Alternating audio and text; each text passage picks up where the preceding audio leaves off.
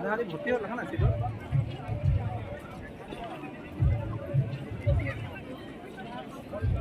ডিব্ৰুগড়ত সেইটো হিচাপত ইমান ডাঙৰ ফিল্ড নাই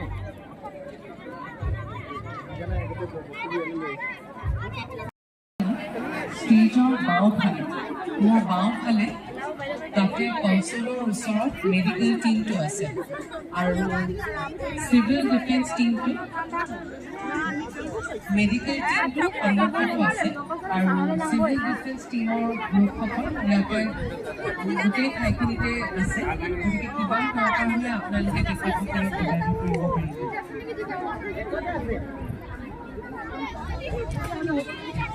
এটা ভাই এইটো side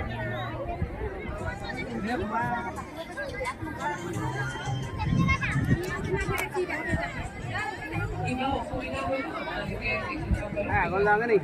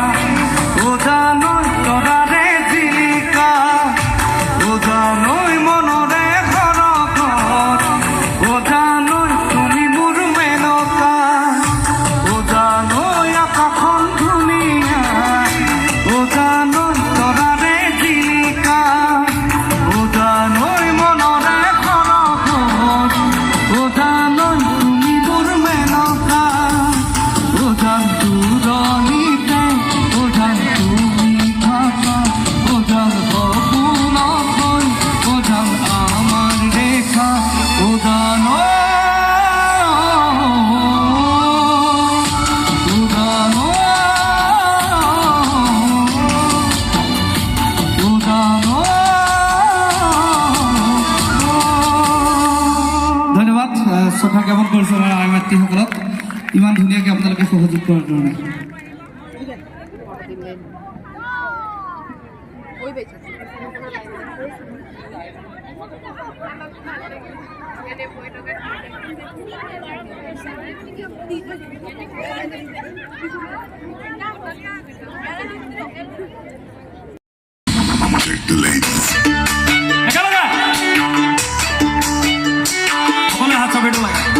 Alright, my party people. Forget the clubhouse. Let's dance to the beats.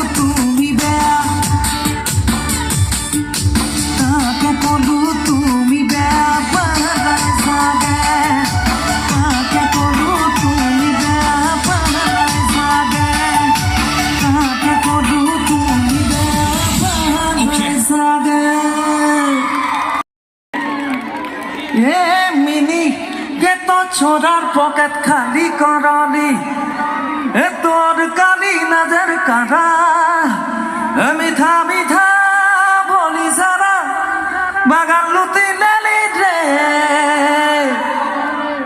ঠিক আছে গাইছো ঝুমুৰ নাচিলে ভাল লাগিব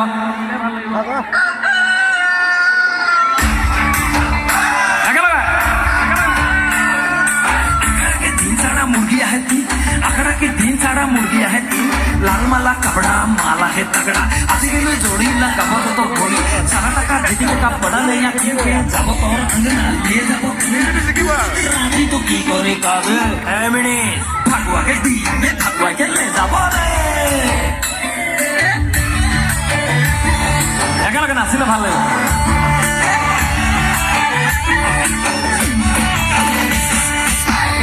মিনি কাকে কাকে প্রেমের জালে ফসালি মিনি কে তো ছোড়ার পকেট খালি করলি তোর কালি নাজের কারা বিধা বিধা বলি যারা বাগান লুতি মিনি কাকে চুনি তোরা ফুল জরি রে মিনি তোকে চিনি পাওয়া তাজে তান রে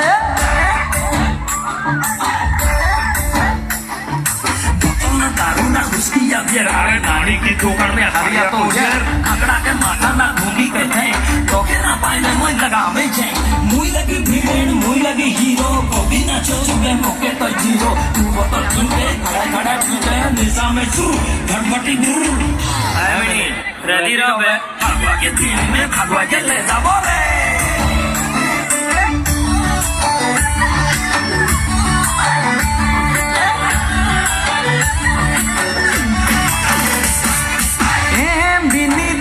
ছাড়ে মোকে আপন বানাইলে মিনি তোর সঙ্গে প্রেমের নাটা জোড়েলে তোর নিয়ত বড়ি ঝুটা প্যার করলে রে চাচা নাই তো বসতা রে মিনি কাকে চুনি তোর আপন জরি রে মিনি তোকে চিনি পাওয়া গায়ে তান রে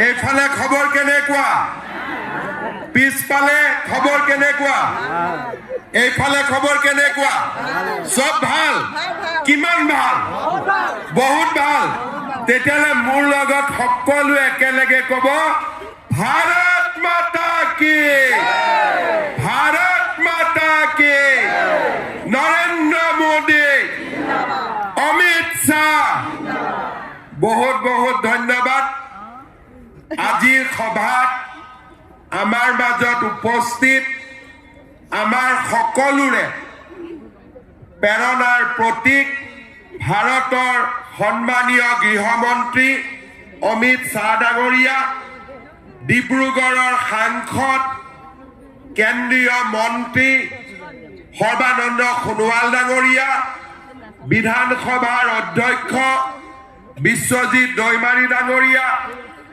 প্ৰাক্তন মন্ত্ৰী ৰামেশ্বৰ তেলী ডাঙৰীয়া কেন্দ্ৰীয় মন্ত্ৰী পবিত্ৰ মাৰ্ঘেৰিটা ডাঙৰীয়া মোৰ মন্ত্ৰীসভাৰ সদস্যসকল সন্মানীয় বিধায়কসকল সুধীবৃন্দ আৰু আজি ডিব্ৰুগড়ৰ এই ঐতিহ্যমণ্ডিত স্থানত সমবেত মোৰ আই মাতৃসকল দেউতাসকল আৰু যুৱক যুৱতী বন্ধু বান্ধৱীসকল আজি আমাৰ ডিব্ৰুগড়ৰ বাবে আৰু উজনি অসমৰ বাবে এটা অত্যন্ত পবিত্ৰ দিন আমি যেতিয়া চৰকাৰ গঠন কৰিছিলোঁ সেই চৰকাৰ গঠন কৰাৰ প্ৰক্ৰিয়াত উজনি অসমৰ ৰাইজে আমাক সদায় আটাইতকৈ বেছি সমৰ্থন দি আহিছে 2021 চনৰ নিৰ্বাচনত আমি ডিব্ৰুগড় জিলাৰ আটাইকেইটা সিট আমি জিকিবলৈ সক্ষম হৈছিলোঁ। ঠিক তেনেকৈ তিনিচুকীয়া জিলাত আমি আটাইবোৰ সিট জিকিছিলোঁ। শিৱসাগৰ, চৰাইদেউ, যোৰহাট, গোলাঘাট, লখিমপুৰ, ধেমাজি সকলোৱে বিজেপি চৰকাৰ গঠনত দুইবাৰেই ভাৰতীয় জনতা পাৰ্টিক সমৰ্থন জনাইছিলে। নিৰ্বাচনৰ সময়ত আমি কৈছিলোঁ যে উজনি অসমত অকল ৰাজনৈতিক দৃষ্টিভংগীৰ পৰাই নহয়, অৰ্থনৈতিক, সামাজিক আৰু সাংস্কৃতিক দিশৰ পৰাও আমি আগবঢ়াই লৈ যাম।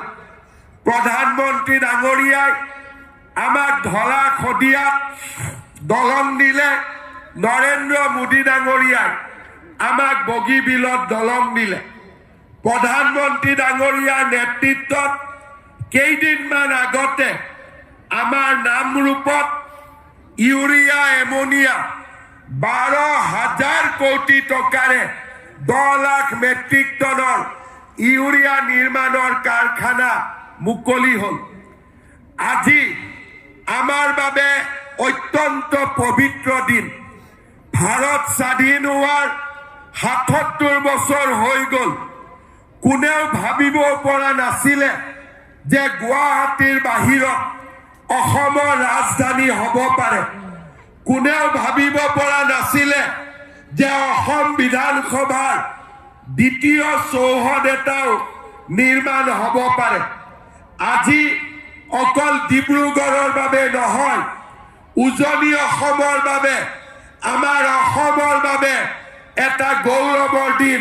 গৃহমন্ত্ৰী অমিত শ্বাহ ডাঙৰীয়াই খন্তেক পিছতেই অসম বিধানসভাৰ দ্বিতীয়টো চৌহদৰ কাম 300 কোটি টকা ব্যয়েৰে ডিব্ৰুগড়ত আৰম্ভ কৰিব। আপোনালোকৰ ভাল লাগিছে নে নাই লাগা?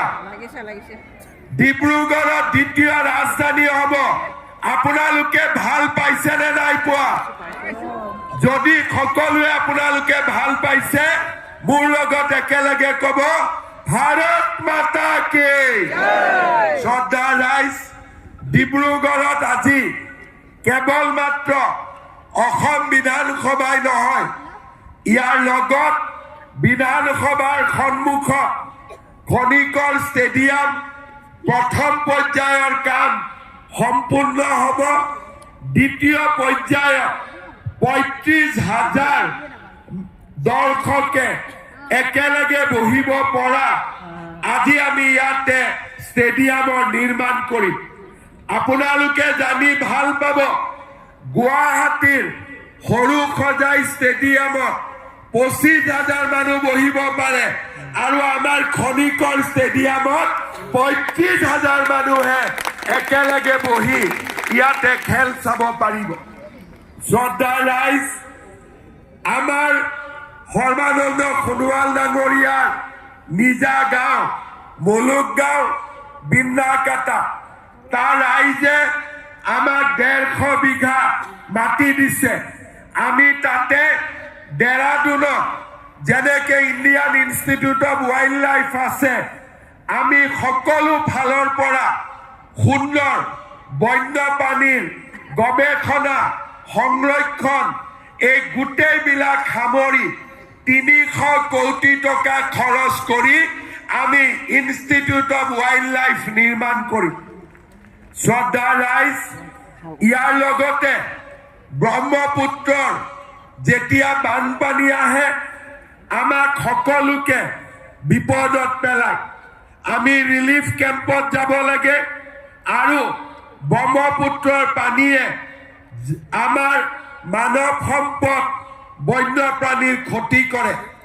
গৃহমন্ত্ৰী অমিত শ্বাহ ডাঙৰীয়াই নৰ্থ ইষ্ট স্পেচ এপ্লিকেশ্যন চেণ্টাৰৰ লগত এটা অসমৰ বানপানীৰ সংৰক্ষণৰ বাবে দীৰ্ঘদিনীয়া প্ৰচেষ্টাৰ বিষয়ে আলোচনা কৰিছিল। তেখেতসকলে আমাক কৈছিলে যে ব্ৰহ্মপুত্ৰ নদীৰ কাষত থকা ৱেটলেণ্ড বিলসমূহক যদি আমি পুনৰ উজ্জীৱিত কৰিব পাৰোঁ, বানপানীৰ সময়ত এই বিলবিলাক প্ৰাকৃতিক জলাশয় হিচাপে পানী সংৰক্ষণ কৰিব, মাছ কাছ জীৱ জন্তু আৰু প্ৰকৃতিৰ ভাৰসাম্যতা ৰক্ষা হ'ব। আজি আমি এই ডিব্ৰুগড়ৰ পবিত্ৰ ভূমিৰ পৰাই এনেকুৱা 15টা ৱেটলেণ্ড সঞ্জীৱিত কৰিবৰ বাবে 700 কোটি টকাৰে আমি এটা নতুন প্ৰকল্প আৰম্ভ কৰিম আৰু এই প্ৰকল্পৰ বাবে সম্পূৰ্ণ ধন কেন্দ্ৰীয় গৃহমন্ত্ৰী ডাঙৰীয়াই গৃহ মন্ত্ৰালয়ৰ পৰা আমাক প্ৰদান কৰিছে। শ্ৰদ্ধা ৰাইজ, আমাৰ ৰাজ্যখনত এটা সময়ত আমাৰ পৰিচয় আছিল আন্দোলন, ধৰ্ণা, ধৰ্মঘট, বন্দুক, গুলী আৰু আমাৰ অসমখনৰ অশান্তি, অন্ধকাৰৰ কলীয়া ডাৱৰ। আজি আমাৰ ৰাজ্যখনলৈ পৰিৱৰ্তন আহিলে আমাৰ ৰাজ্যখনৰ প্ৰতিটো অঞ্চলতে ৰাস্তা ঘাট, দলং, মেডিকেল কলেজ আদি নিৰ্মাণ হ'ল। কংগ্ৰেছে অসমক 60 বছৰ শাসন কৰিছিলে। ডিব্ৰুগড়ত মেডিকেল কলেজ আছিলে, কিন্তু আজি বিজেপি চৰকাৰৰ দিনত গোলাঘাটত মেডিকেল কলেজ, যোৰহাটত মেডিকেল কলেজ, শিৱসাগৰত মেডিকেল কলেজ, চৰাইদেউত মেডিকেল কলেজ, তিনিচুকীয়াত মেডিকেল কলেজ। উজনি অসমত এই ব্যাপক পৰিৱৰ্তন কংগ্ৰেছ দলে কেতিয়াও চিন্তাও কৰিব পৰা নাছিল। কংগ্ৰেছে আমাক কি দিছিলে? ধুতি, লুঙি, সূতা, কম্বল আৰু আঁঠুৱা। আৰু নৰেন্দ্ৰ মোদী ডাঙৰীয়াই আমাক কি দিছে? ধলা শদিয়াত দলং। নৰেন্দ্ৰ মোদী ডাঙৰীয়াই আমাক কি দিছে? বগীবিলত দলং। নৰেন্দ্ৰ মোদী ডাঙৰীয়াই আমাক ডিব্ৰুগড়ত দ্বিতীয় ৰাজধানীৰ চৌহদ, চৰাইদেউ বিশ্ব ঐতিহ্য ক্ষেত্ৰ, ৰংঘৰৰ সৌন্দৰ্যবৰ্ধন আৰু আমাৰ দৰিদ্ৰ দুখীয়া সমাজৰ বাবে উন্নতিৰ এক নতুন জয়গান। আপোনালোকে চিন্তা কৰক, কংগ্ৰেছে আমাক 60 বছৰ শাসন কৰিছিলে, কিন্তু আমাৰ বাগানৰ শ্ৰমিকসকলক মাটিৰ পট্টা এখন দিবলৈ সাহস কৰা নাছিল। আজি বিজেপি দলে অহা মাহৰ 9 তাৰিখৰ পৰা মাটিৰ পট্টাৰ ফৰ্ম বিতৰণৰ কাম আৰম্ভ কৰিব, যাতে আমাৰ বাগানৰ সমাজখনে মাটিৰ অধিকাৰ লাভ কৰিব পাৰে। তেওঁলোকে আমাক কি দিছিলে? ধুতি দিছিলে, কম্বল দিছিলে। বিজেপি চৰকাৰে আমাক কি দিছে? 1.5 লাখ 2 লাখ ল'ৰা ছোৱালীক 1 টকাও ঘোষ নিদিয়াকৈ চৰকাৰী চাকৰি দিছে। শ্ৰদ্ধা ৰাইজ, এটা সময়ত ডিব্ৰুগড়ৰ পৰা যোৰহাটলৈ, ডিব্ৰুগড়ৰ পৰা গুৱাহাটীলৈ আমাক অহা যোৱা কৰিবলৈ 8 ঘণ্টা 7 ঘণ্টা সময় লাগিছিল। মোদী ডাঙৰীয়াই আজি আমাক ডিব্ৰুগড়ৰ পৰা গুৱাহাটীলৈ নেশ্যনেল হাইৱে দিলে। কেইটামান দিন আগতে তেখেতে কলিয়াবৰলৈ আহি কাজিৰঙাৰ ওপৰত 34 কিলোমিটাৰৰ ফ্লাইঅভাৰৰ নিৰ্মাণৰ কাম আৰম্ভ কৰিলে। ইয়াৰ ফলত লাভ কি হ'ব? ডিব্ৰুগড়ৰ পৰা গুৱাহাটীলৈ যোৱা সময় 1 ঘণ্টা কমি যাব। কাজিৰঙাৰ মাজেদি নহয়, আমি কাজিৰঙাৰ ওপৰেদি যাম। আপোনালোকে জানি ভাল পাব, এসময়ত নেশ্যনেল হাইৱে অসমত ট্ৰাক চলিব নোৱাৰিছিল, গাড়ী চলিব নোৱাৰিছিল। ভগৱানে কৰিলে, অহা 14 ফেব্ৰুৱাৰী তাৰিখে প্ৰধানমন্ত্ৰী ডাঙৰীয়া মৰাণলৈকে আহিব। গাড়ীয়েদি নহয়, প্লেনেদি আহি ৰাস্তাত তেওঁ অৱতৰণ কৰিব।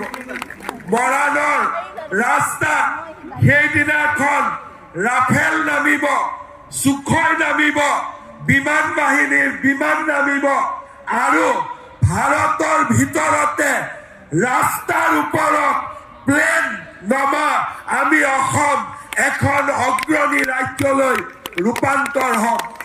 কোনে কল্পনা কৰিছিল যে মৰাণৰ ৰাস্তাত য'ত নেকি ট্ৰাক চলিব নোৱাৰে তাত প্লেন নামিব, তাত যুদ্ধ জাহাজ নামিব। আজি আমি কোনে কল্পনা কৰিব পাৰিছিলো যে আমাৰ নুমলীগড় আৰু গোলাঘাটৰ মাজত টানেল হ'ব, টানেলেদি ৰেলো যাব পাৰিব, টানেলেদি গাড়ীও যাব পাৰিব। আমি কোনো অসমীয়াই সপোন দেখা নাছিলো যে ইমানবিলাক কাম আমাৰ ৰাজ্যত কেতিয়াবা সম্ভৱ হ'ব। এই কাম কোনে কৰিলে? এই কাম আমাৰ বাবে নৰেন্দ্ৰ মোদী ডাঙৰীয়াই কৰিলে, অমিত শ্বাহ ডাঙৰীয়াই কৰিলে। সেয়ে মই ডিব্ৰুগড়ৰ ৰাইজক অনুৰোধ জনাম যে আমি ডিব্ৰুগড়ত আছো, কিন্তু দিল্লীত নৰেন্দ্ৰ মোদী ডাঙৰীয়া আছে। আপোনালোকে সকলোৱে দীঘলীয়া এটা হাত চাপৰিৰে নৰেন্দ্ৰ মোদী ডাঙৰীয়াক সকলোৱে অভিনন্দন জনাম। কাৰণ এয়া আমাৰ জাতিৰ বাবে গৌৰৱ, এয়া আমাৰ অসমৰ বাবে গৌৰৱ। আৰু মই আপোনালোকক ক'ব পাৰো, তৃতীয়বাৰৰ বাবে আপোনালোকে অসমত বিজেপি চৰকাৰ নিৰ্মাণ কৰক। দেশৰ ভিতৰতে আমাৰ ৰাজ্যখন আটাইতকৈ অগ্ৰণী ৰাজ্য হিচাপে নিৰ্মাণ হ'ব। সকলোৱে বিজেপিক ভোট দিব নে নিদিব? পুৰা ডাঙৰ কৰি ক'ব লাগিব, নহ'লে দিল্লীত নুশুনিব। বিজেপি চৰকাৰ আনিব নে নানিব? আৰু অলপ ডাঙৰ কৰি ক'ব লাগিব, অমিত শ্বাহজীয়ে শুনাকৈ, आप लोग बीजेपी को वोट दे के सरकार बनाएगा कि नहीं बनाएगा? पक्का? এইফালে কওক, पक्का বিজেপি চৰকাৰ হ'ব? 100% হ'ব? এবাৰ মই নোকোৱাকৈ কওক, বিজেপি চৰকাৰক আপোনালোকে ভোট দিব নে নিদিয়ে? আৰু অলপ ডাঙৰ কৰি কওক। বঢ়িয়া। আপোনালোক সকলোকে মই বহুত বহুত ধন্যবাদ জনাইছো, ভগৱানক প্ৰাৰ্থনা জনাইছো যে মোক অসমৰ মুখ্যমন্ত্ৰী পৰমাত্মাই মুখ্যমন্ত্ৰী হোৱাৰ সুযোগ দিছিলে। আৰু মই ডিব্ৰুগড়ৰ বাবে বিধানসভা লৈ আহি আমাৰ ৰাজ্যৰ ইতিহাসত এটা মাইলৰ খুঁটা স্থাপন কৰাৰ কামত নিজক জড়িত কৰিব পাৰিলো। আপোনালোকৰ আশীৰ্বাদৰ বাবে, ভগৱানৰ অনুগ্ৰহৰ বাবে মই পুনৰবাৰ আপোনালোক সকলোকে ধন্যবাদ জনাই মই মোৰ বক্তব্যৰ সামৰণি মাৰিছো। ধন্যবাদ। জয় হিন্দ, বন্দে मातरम। हुआ है, मेरे साथ दोनों हाथ उठाइए जरा, अंत तक दाएं बाएं सभी लोग उठाएं। फिर से असम में भाजपा सरकार बनाने के संकल्प की मुट्ठी बीजिए और प्रचंड आवाज से बोलिए, भारत माता की वंदे मातरम। मंच पर उपस्थित असम के मां कामाख्या, श्रीमंत शंकर देव, श्रीमंत माधव देव जी के चरणों में प्रणाम कर कर मेरी बात की शुरुआत करता हूं। आज महात्मा गांधी की पुण्यतिथि है। बापू ने पूरे देश को आंदोलित कर कर हमें स्वराज दिलाया था। आज मैं पुण्यात्मा महात्मा गांधी जी को भी प्रणाम करना चाहता हूं। भाई और बहनों, आज यहां पर लगभग 825 करोड़ की लागत से 5 परियोजनाओं का भूमि पूजन और उद्घाटन हुआ है। सबसे पहले मैं आसाम के मुख्यमंत्री श्री हेमंत बिस्वा शर्मा को डिब्रूगढ़ की जनता की ओर से बहुत बहुत बधाई देना चाहता हूं।